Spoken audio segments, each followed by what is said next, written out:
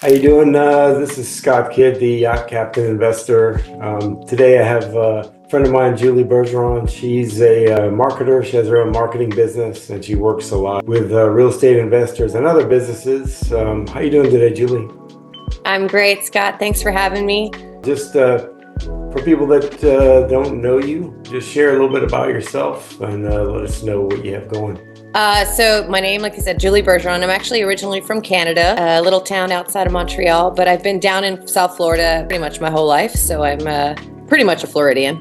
I did sales and operations management for over 20 years. And then 7 years ago, I decided to go into business for myself. And I started out doing personal assistant work for different business owners, like basically whatever they needed help with. And it very quickly turned into like, we need help with marketing. We need help with social media. So I learned everything that I needed to know about that. And so I've been doing social media and websites now for different businesses here, pretty much all over the United States for the last 7 years. And I love it. It's amazing. I know it's something that's needed. Anyone that has a business, I mean, you have to have a certain amount of social media presence, and if you don't have marketing, you really don't have a business. Share a little bit about what you're working on now. I know you've worked with quite a few people that I know that are real estate investors and stuff, and how do you help and fit in there? Right. So, well, one thing first, real quick, I tell my clients all the time, like you could have the best business or service or project in the world, but if no one knows about it, obviously, like what's the point, right? How are you going to grow? So I do work a lot with commercial real estate investors, which are doing syndications for their deals. So I started about 9 years ago in the industry, learning about the industry myself, because me and my father were interested in purchasing multifamily units. And I very quickly learned that a lot of the investors needed help with marketing as well, right? So in the syndication world, it's all about the connections that you have, right? From like broker relationships to find the deals, and then investor relationships to fund the deals, and then everyone in between. So it's very relationship focused. And with my sales background, it was kind of an easy like way in to basically guide different investors on like different techniques that they could be doing. And fast forward, so I've been doing like property presentations. So every time one of these investors, right, like want to present to their investors, they have to create like the slide deck in order to showcase like why it's a good deal and why they want to invest. So I've been doing that for many years now for different properties, from multifamily to self-storage to office space, and helping them present that. And then most recently in the last 2 years, we've been focusing a lot on marketing in LinkedIn. So for all of you guys out there who don't know, LinkedIn is a phenomenal tool for investors. For real estate investment industry, like it's very active. There's a lot of people on there using it for connections and to really like grow their network, right? Again, from brokers to actual, funding the deals, capital raisers and such. So we started doing engagement campaigns. So we post, right? So I do social media content for my other clients as well. But so for investors, we create content to post 3 times a week. So quick tip, to be considered in any algorithm on any social media platform, you have to post consistently. And the consistently is like minimum 3 times a week to be considered. And what that means is that once those platforms consider you, then you're graded in their algorithm system based off of the type of content you get, the engagement that you get. But then they broadcast your content to people outside of your network, right? So like building that up and that consistency is super important. So perfect example, I have 2 self-storage investors that I worked with on LinkedIn. And so I have different tiers of plans. You could do like brand awareness or you could do engagement plans. So one investor did a brand awareness only. So for 1.5 years, we were just posting consistently and responding to comments and messages, but there was no outbound engagement. There was no outbound messaging. And over 1.5 years, just by posting consistently, we now get him, every 90 days, about 12,000 impressions and about 300 engagements on his posts organically. So organic does work, but it takes time, right? And a lot of people don't have that kind of patience. Now, client 2, also same industry, self-storage, but she was more aggressive and she had a current deal that she was working on. So she wanted us to do the engagement side of it. So same thing, we were posting like 3 times a week And then also we were, actively connecting her with potential investors and then starting the conversation in direct messages. And in 2 months, we were able to get her 7,500 impressions and 140 engagements, which is like, almost half of what it took a year and a half to get like client A. But the beautiful part, on top of the numbers are great, but the beautiful part is through the direct messaging campaign that we did for her, we were able to get her 42 leads for her current project. Wow. So 42 people like scheduled a call and had a conversation with her about like the details of the project and all of that. So it works and it's amazing. And those messages were they're so basic. Some people, and we've talked about this in the past, but some people like overthink it, right? Mm-hmm. We've all been pitched on LinkedIn with that like 3-page sales we all pitch. Love it. We all love it. So much. Yeah, it's amazing. And unfortunately, it's turned a lot of people off of LinkedIn, right? Because they're like, all I ever get is spam. Yeah. So number one, don't accept every connection request that you get. Like vet the person. Check to make sure that they're active. Check to make sure that they're relevant to you. It's not about the numbers. You could have 5,000 followers and no one is like your client. Or you can have 1,000 like focused people that will do business with you and like will be active and engaged in your content. Like that's what you want. So everyone's always about like, I want this many followers. It doesn't matter. Like it's your capacity of what you can handle, number one. Yeah.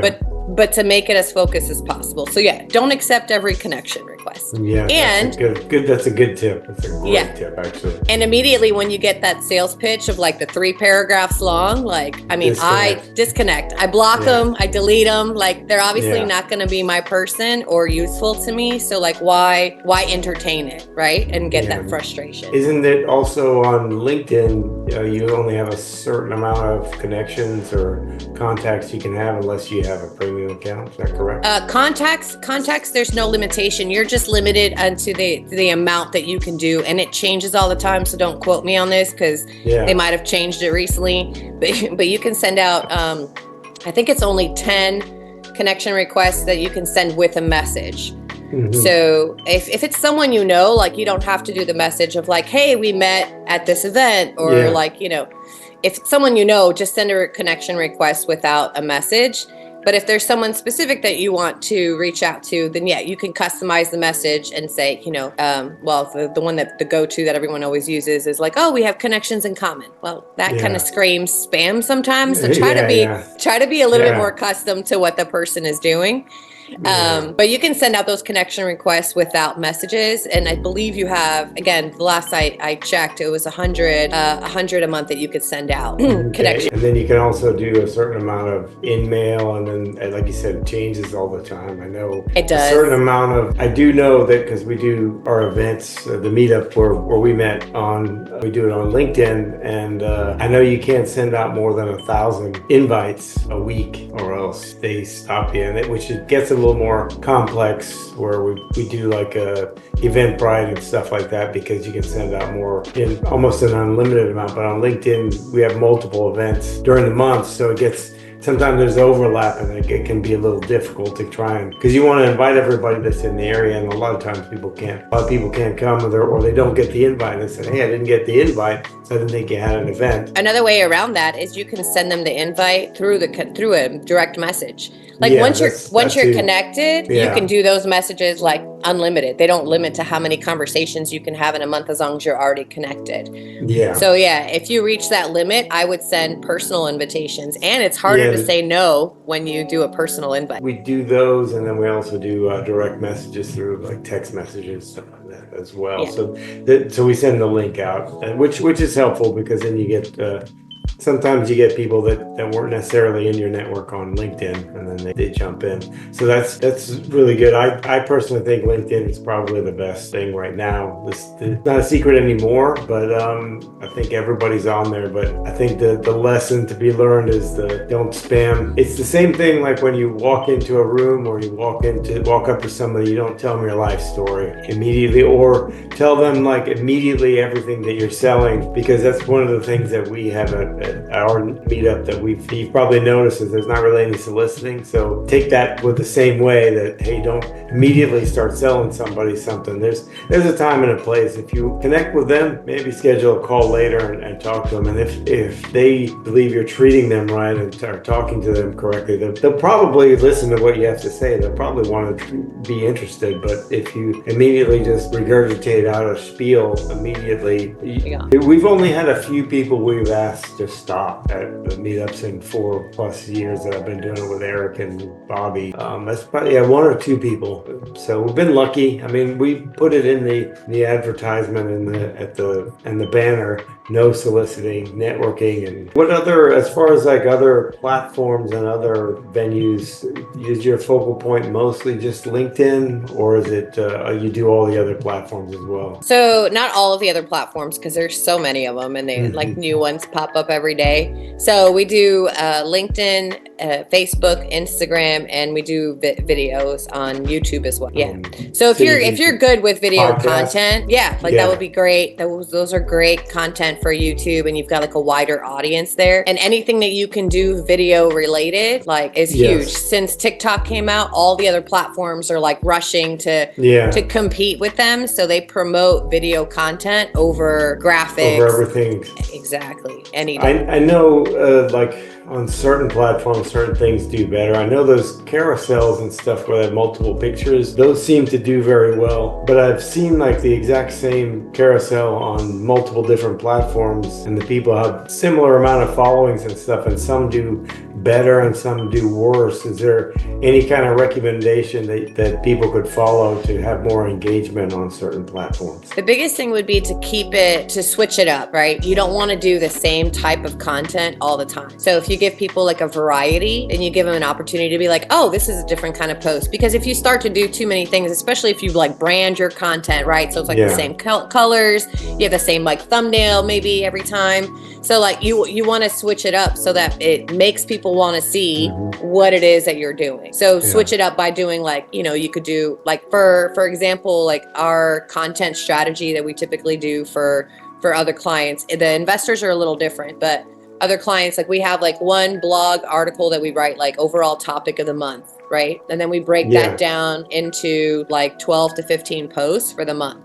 So it's like we're sharing the same content, we're repurposing the blog, and we're regurgitating that information in like bite-sized pieces. But then the content is created like it's a mix. So some of them will be a graphic with like, a statistics or a quote or something, or a list, if you got like top 10 tips for whatever. And then you could do like some carousel where you make people like swipe left and right so that they're actively engaged and they're paying more attention to whatever it is that you're posting. And then we do like video content as well. And you don't have to. A lot of people are worried about getting on camera. If you're not comfortable with being on camera, there are different ways that you could go about it. So we create a lot of like commercial style videos, right? There's like stock footage out there. There's different tools that you can use to have like video footage, and you can add text and you can add music. So it looks very professional and it gets the point across without having to have your face on there. The other tip I give people is if you are your brand, there's obviously so much that you could do without including yourself. And if you're not comfortable with being like face front to a camera, we all do it, right? You start looking at yourself and you're like, oh, my hair, like, doesn't look good today, or like my face looks weird, or I'm making a weird, whatever, right? So it's very intimidating to do it like face front and staring at yourself the whole time. And so what I tell people all the time is if you're doing it, number one, it doesn't have to be fancy camera. You could do a lot with just your cell phone. But if you do need to be on camera, like if you're sharing tips, like do something while you're doing it, right? So you're a boat captain, so you could easily do like tutorial videos while you're doing like the things around the boat, right? So it's not focused all on you. They're paying attention to what you're doing and listening to what you're saying. If you don't have like an active job to do something like with your hands while you're doing it, the other idea is just to go for a walk, like walk around somewhere, and then you angle the phone as you're walking. So it almost looks like you're talking to someone as you're walking next to them. So you can like glance at the camera, but it's not like all face front, and you're giving people like other things to look at and focus on as you're moving moving and walking around and stuff. So there's less pressure. So people overthink it a lot. Don't overthink it. I think you just have to get it out there. If you think you have something to say, just get it out there. But I think what we were discussing yesterday at the meetup, where you were saying that people more interact with your actions and how your expressions and stuff. And actually, I read that in the book that I'm reading, Never Split the Difference by Chris Voss. It is a great book. Many people have told me it's been on my list for a long time, but one of his things was, he said it was something like 25% people think about what you say, but then your verbal cues are like 55%. So like you're saying, you said last night, where whatever your expression is, or if you're positive when you're telling an awful story, people will listen and they'll be okay, because one thing that stuck out to me was that people don't like to be sold, but people like to hear stories. And so if you think about it, like, just frame it when you're doing content, just always kind of frame it in that and make it active and something that they would want to listen to, that, because there's a lot of times where I thought like, oh, this video was amazing. And I was like, and then you look at it later and go, yeah, no, it was awful.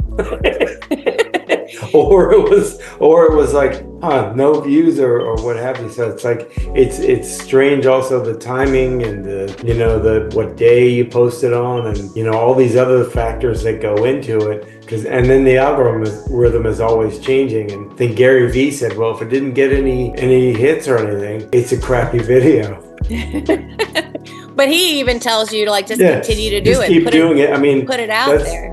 That's the thing is I just said, I'm just going to continue doing it until I get good at it. And I don't think I'll ever be good at it, but I'll just continue to do it. It's probably better, because I know in the beginning, my videos, my wife and kids, they laughed pretty hard. And so did I. I mean, I looked at them and said, yeah, these are terrible, but they're still there. So if you want to watch some terrible videos on how to get started, just go to any of my YouTube feeds and take a look at them, and you will not feel that bad about yourself. That could be like your new promotion. That'll be your incentive. Like, oh, wow, that was really bad. So I can probably do better than that. Like if you want to know what not to do. One of my goals is just to be not terrible at it. And so far, I think I'm not terrible. No, so it's good. You're good. And listen, there's an audience for everyone, right? Mm-hmm. You're at the end of the day, we all make decisions based off of what we value. So it has nothing to do with the perfect picture or the perfect words.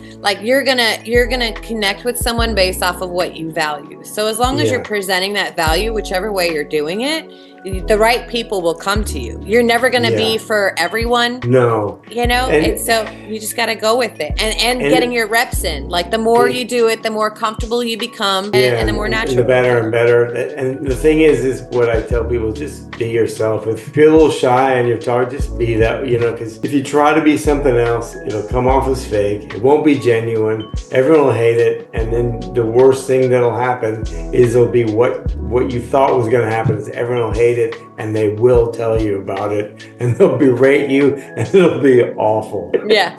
But if you're just 100%. yourself, no one's going to fault you for being yourself. I mean, there are some people that just troll the internet and leave awful comments and everything. But I usually just tell them, hey, thank you for watching, because they watched it.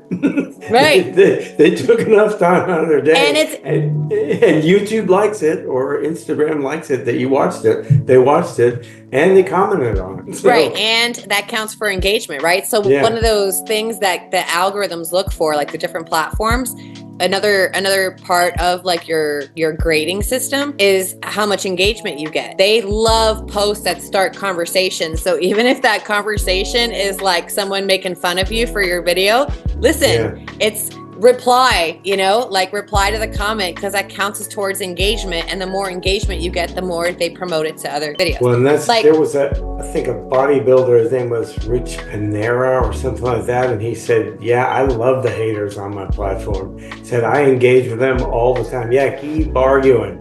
It just promotes my videos even more and more and more. And then, they come up back stronger and stronger and keep doing it. And then more comments. and then my videos show up in their feed even more. So let's keep going. Right, exactly, and that's how it works. So at the end of the day, like the algorithm, so and Facebook, Instagram, LinkedIn, Google, YouTube, whatever, like all of the platforms, their job is to keep you on the platform. Keep you on there, yeah. And the only way they can do that is by this like grading scale of like figuring out like, okay, are you good content? Let me look at what you're talking about and let me find people that are looking for your stuff. So the more engagement that you get, the more they show it. And what happens is like, so perfect example, like Facebook, right? Facebook has been around forever. You probably have liked so many business pages over the years, right? When you log into Facebook, you don't see all of the content from every single, you don't see every single business page you've liked. Otherwise you would never scroll through. Like it's all.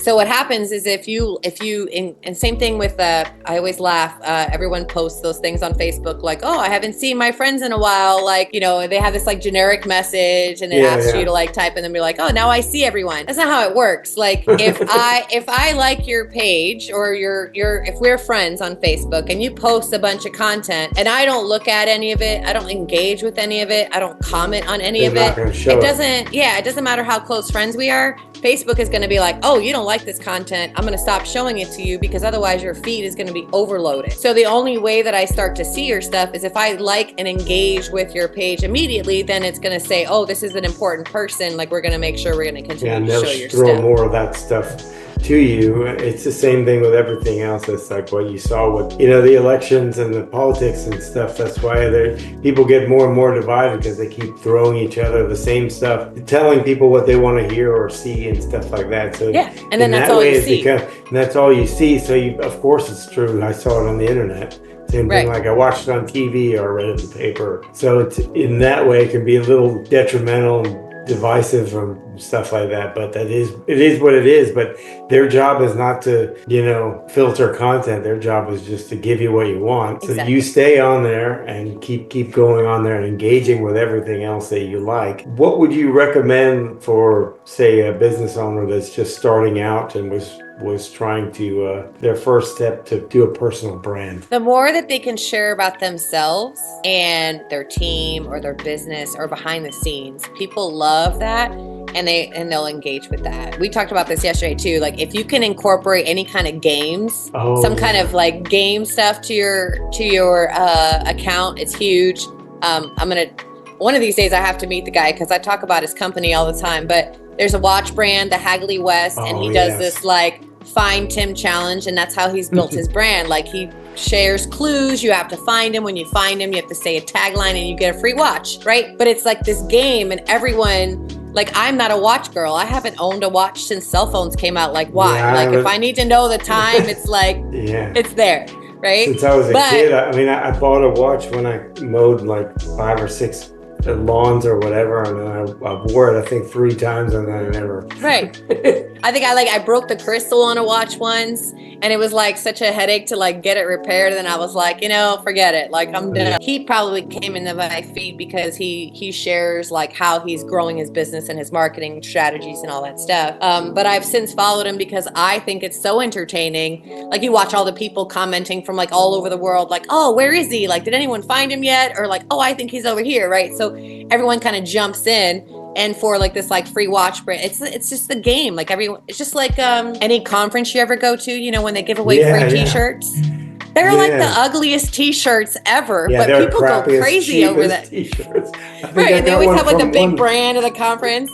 One of these masterminds or something that I went to or what have you, I paid money for. I got the shirt and then I put it on immediately, a rip. Shirt was like, you know, however many thousands of dollars or whatever. I was like, they could have given me a little nicer of a shirt, but I think that would have lasted at least a couple times. I think I might do the find me. I might do that when I'm walking up to the airport and then just have people try to find me. I think that would be on the boat. That would be kind of fun, actually. That would be awesome.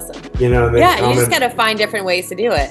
Yeah, because I'll be on the boat, but if you're on the boat or whatever, I guess I'll have to give them something. I guess I'll just come up with a free ride. No, free ride. No, yeah. Ooh, that could be maybe a free picture on the boat or something like that. Yeah. Next to the boat. Next to the boat. Don't touch it. Don't go near it. A free picture of the boat. There you go. Yeah, we're It's getting just a like big, less and less one of as you those go. we got for my wife got for our nephew David, a face of him because he didn't make the family thing, so we put him in the picture. Oh, So you just added do him one of in. those of me. But yeah, That'd be fun. like different kind of things, and like so you can incorporate that style like in anything. Like I have a buddy of mine who has a mechanic shop, Yeah. up in like the Jupiter area, right? Oh And yeah, you he told me. does like high end cars, and I've been telling him like you could do a great thing. Like you could take like a super close up shot of a like I don't know a fender of like a Ferrari or something, right? That like only like the connoisseur would know Yeah, like what it yeah. is, and you can make people guess like what kind of car is it, Yeah, what and year is then this? or what year. Yeah, Yeah, right. yeah. You could show like just an angle of like the emblem of like the car, and then have people try to figure out what kind of car it is, and so then you can provide I don't know like 10% discount to whoever gets it, free oil change, whatever, right? Something. Yeah, But everyone wants to win, and so yeah. you make it some kind of incorporating. If you're a restaurant and you have like wings and you have different flavor wings, then maybe you can provide like some kind of clues as to like where the flavor comes from. You share like a flag of the country that the flavor was like the spices come from or something, and you have people figure out like what flavor it is, and then they get a free appetizer from the restaurant, whatever. Like you can come up with all kinds of different ways to really work that in to like build the engagement, because the whole idea is the more people comment, the more people that like it, even if they're your friends and they're not your clients, but the more people that in your circle that do that, The then the more it'll bring more in. it opens it up to the public and people that don't know who you are. Well, plus it'd be kind of fun. But I Again, don't and think, you have your limitations, like yeah, gotta be that, like no it more could than be, 10 feet from the boat. yeah, it's going to be one of the 4 people that watch my videos. So, Listen, it's a probably, start. yeah, the start of 4 of them show up. Yeah. It's No, got to start from that's, somewhere, right? yeah, yeah. Free drink or free bottle of rum. You never know what's going to attract people. It'll be fun. Yeah, well, the rum, maybe it might be the wrong crowd. Yeah. You may not want them near the boat at that No, point. probably not. No, they show up at 3 in the Liability. morning, fall in the water. Yeah. Right. So what's your projection as far as like what do you see as far as like social media? Do you see like a lot of these things falling off, or do you see some newer platforms coming up that you might recommend that people are maybe not aware of, or some software tools or something that people might need to use? So there's a lot of different platforms coming up all the time. I personally stay within like the 4 that I work. The one thing I will always recommend is never put all of your eggs in one basket. Yeah. TikTok is the Most perfect definitely. example, right? Like all the people that just went on TikTok, and then now TikTok may come, may go. We don't know what's going on. Yeah, it might be done. Yeah. Yeah, but you don't want to put your livelihood like on that one platform, and then like just expect everything from there. Well, that's good. That's good advice, because I remember many years ago when a lot of these social media platforms started coming. I was networking at an event, and I was giving out cards, and this young person, a lot younger than me, is like, "Why do you have cards?" And just look me up on Instagram or Facebook. I'm like, "Well, that's fine and all, but what if you get banned from one of these things, and you don't have any of these contacts, and your business is based on it?" Like, I won't get banned. I said, maybe. Well, and it's not even about being banned. Nowadays, you could be hacked. Yeah, you could be. I'm helping my wife one got client hacked. try to get back into it, and like And it's like Fort Knox. her Facebook account, she just had to make a whole new account because it just get back into that one account. She might have, I think she got her LinkedIn account back after a couple of years. She had to start a whole new one. So yeah, you have to be careful about that, getting hacked. And that's today's day and age. What would be one software tool that you couldn't live without in your business? I use Canva, like nobody's Canva. business. Oh, yeah. Yeah, That's a good one. and then for videos we use Lumen. What is that one? Yeah, it's called Lumen 5. Lumen It kind 5. of works similar to Canva, but it works for video creation. Is that one where like you could take a podcast, for example like this one, and have it chopped, it'll separate it out and everything like that for you, or is that something? No, for that I would use Capwing, Kapwing. That one has a ton of tools for video, and yeah, you could kind of put it in there and have it clip out a bunch of things, and you can Is that similar to edit. Opus? Is that similar to Opus, or is it Opus or something? There's one I know we were using called Opus, but I'm not familiar with that one. okay. I've kind of stuck with the 3 tools like that I work with for years now, and I'm like, they work great for us. We've all fallen into the trap of like all the latest and greatest, and you get it, and then next thing you have these 20 tools, and you're using 3. So you got to stick with what's the best, So yeah, and like you said, they come and go. Like even there is CapCut that came out recently, but I think that was connected somehow to TikTok. So now apparently that's not available from what I've heard. I don't know. So Canva has been around forever. They have amazing tools and they continue to evolve, and they've never raised their prices. Like I've had the paid membership for the last 7 years, and it's been the same. And there's more things that I could do now. Which and I think the reason why they haven't raised their prices is because they keep getting more subscriptions. Right. And it doesn't really cost them much more to manage it. Exactly. That would make sense. What do you anticipate, like in your business? Do you anticipate working with more real estate investors, or do you anticipate growing into that syndication niche, or are you just expanding overall? Expanding overall. But we are building up the investor side of the business just because we've had such great results from those conversations on LinkedIn. But we do a lot with service-based businesses. And so that same concept of like the direct messaging campaigns to like reach out to investors and build those relationships, it works just as well for service-based businesses, right? Anything that's relationship driven, because then I can get direct access to them through LinkedIn. So we are focusing a lot more on LinkedIn now. We still post for other clients. I do nonprofits as well, so we post on the different platforms, but LinkedIn is definitely where it's at, especially because like it almost replaces your email marketing as well, right? If I can direct message you and I can tell you what I need you to do, or I can invite you to a specific event directly, I don't need to compete with the 10,000 unread emails in your inbox to get your attention. Email has become very tough. I mean, it's still, email marketing still works, but it's a lot more refined. A friend of mine was telling me,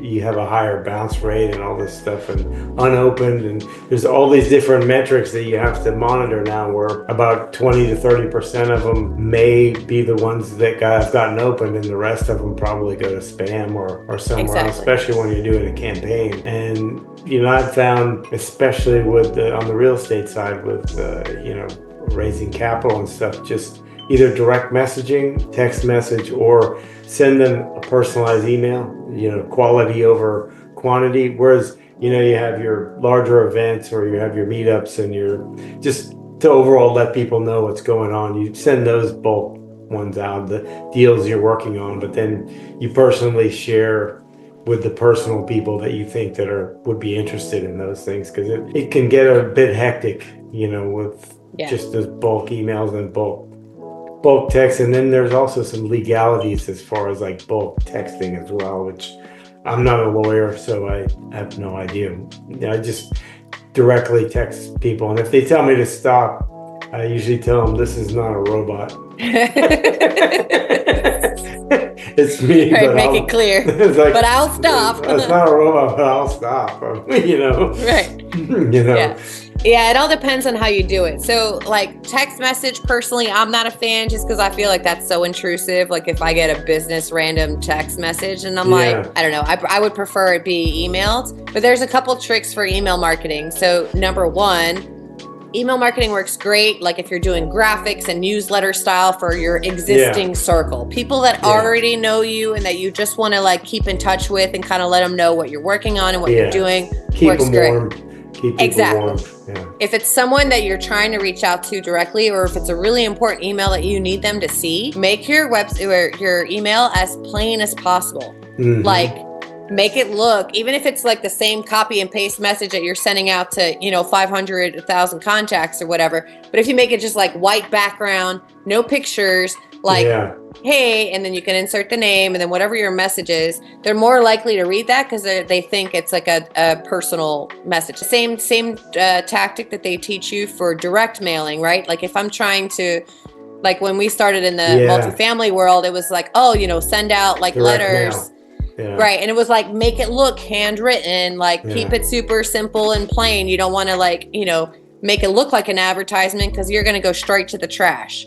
Yeah. You make it look like it's personalized and you drive the person to like open it. So email works the same way. Like the simple as you can make it, then then it works. Well, and I think that also goes true with a lot of social media posts too, because a lot of people don't read a lot of the words and stuff. You'll see like Alex Hormozy and Layla Hormozy, they'll put like 2 sentences and then they'll get like, well, of course they have millions of followers or what have you, but the simplest posts get the most kind of traction because people will see it and read it and go, oh, okay, that's, whereas if you have to read, they'll get disinterested after they get to the second or third sentence and stuff like that. It's really sad that like humans now like have a very short attention span. We did research on it like not long ago. I was telling you about that the other night that it's less than a goldfish, and like a goldfish's attention span is 8 seconds. So, and that was a couple years ago, so it's probably worse now. Yeah, 4. Well, like I was telling you, the book How to Get Attention in a 3-Second World called Hook by Brendan Kane. It's a great book. I would recommend it for anybody to read if they're looking at doing that. But when I was in tech in the 90s, I think if your site didn't load in under 30 seconds, which because bandwidth was so much slower, so people would wait for it, less than 30 seconds, you just forget it. Because isn't it sad now? Like if it takes more than like 3 seconds, if you're like, on a site or something more than 30 seconds, you're focused. Yeah, right. Focus. You're gonna stick around. Yeah, focus is kind of a superpower now because people don't have that attention span where we used to have. Where and you see people that are very focused. They're probably not on social media a whole lot. I mean, they probably have people doing that stuff. But I see even what I see becoming more and more important is the personal brand, your own personal stuff, because you can take that with you in any business and any segment of anything. I don't think, especially a lot of the corporate world are not quite as aware of that. They do the corporate branding, but like the CEOs and the high level people, they kind of want to remain anonymous, I guess, because sometimes it's bad press and stuff like that. But you see like some of the billionaire guys, they have pretty heavy personal branding, like the Jesse Eislers and people like that. Do you think that's going to be, that trend is going to continue? I think so. Because again, I think people want to do business with people that they know, or at least they can get a feel for. Mm-hmm. So Will Smith did a really good interview with Trevor Noah a couple of years ago, and he was talking about, Trevor was mentioning how like Will Smith, like in the 90s, right, like we didn't know anything about him. You'd only see him like at the premieres for the movies, and you would only see him in the movies and people would show up. But now, so he was saying like back then, it's like that was like the only time you got to see him, so it was like exclusive, and like that's why everyone showed up to the theaters. He's like, but now, unless people feel connected, unless they feel like they know like what's going on and who he is as a person and like getting to know him, they don't show up. I mean, you figure we're bombarded with so much information, so much content, so many different people like in every corner, right? You look up for a realtor and you've got like 50,000 in your area. Like, how are you going to choose? All of them will immediately start calling you because you looked at their profile. Yeah, their lead generation is like really on point. Yeah. Well, I would say, love them or hate them, like the Grant Cardone mantra. I signed up to one of his email things one time, and just to see, I was like, hey, because he's obviously very good at sales and has never been my background. I've always been kind of in operations on the boat. And I signed up just to get a newsletter or whatever. 5 minutes, I got phone calls, text messages, email campaigns all over my social media. And I even tried to get out of it, and they're still sending me stuff. So it's like you're forever. Forever. And he's like love him or hate him, but nobody can beat him at sales. I mean, you just can't. There's that event happening. I was looking into going Race Fest in Phoenix. Hunter, I forget what his last name Hunter is. Thompson. His is quite. He's on that level. Well. Yeah, I was gonna say, like, I looked up and you had to like click like your information in order to see the pricing of the event. So like I went as far as that. Then I'm like, all right, I got to look into like where I'm gonna stay, like travel. They probably called you within 5 minutes. Yeah, I bet. I was in Raise Masters before, and they're quite good, and actually a lot of the marketing stuff I learned from a guy, Josh Washington, in Raise Masters. He's really good, but he's a really laid back guy, really cool guy. But he said, yeah, what you want to do is do this. And the follow up, but like they're on that level for sure. I was planning on. Are you going to Race Fest? No, just the timing doesn't work out. It's Yeah, because it's like this week or next week. Yeah, it's my wife's birthday and then our anniversary. I could go, but I'd have to live there forever. So I feel like She wouldn't let you come back. No, I wouldn't be allowed back, at least not for the immediate interim period, probably. Yeah. So it wouldn't be, and Not worth it. probably not the right call to make. No, No. good job. I can Good go job. another time, yeah. But this has all been great. If I really appreciate you being here and just discussing all this stuff. I think it's going to be really helpful to people. Just so our guys listening, where would somebody go to find you or get in contact with you if they wanted to talk to you more about your background and your marketing services? So my business name is Iris Marketing Agency, IRYS. So I'm basically like Iris Marketing on social media, on Facebook or Instagram and Facebook and LinkedIn as well. And then my website is irismarketingagency.com. So it's IRYS. IRYS. In case, Iris. yeah. Okay. Had to spell it different to be a little different, but they can reach out to me there. I do free strategy sessions, so if anyone ever wants to get on a call and just kind of chat and talk about what they're doing for marketing or where they should be going in direction, I love that. My team loves that. It keeps us creative. We love a good brainstorm session. And we love coming up with like different ideas for people to promote their product or service or, projects. Well, that's great because I imagine everybody's a little bit unique. Someone being themselves, that's what sets them apart is what I always kind of look at it as. But this has been great. I really appreciate you being here and taking the time out of your day to talk with us. And if anybody wants to learn more about her, please feel free to reach out to her. This is Scott Kidd, the Yacht Captain Investor. We'll see you next time.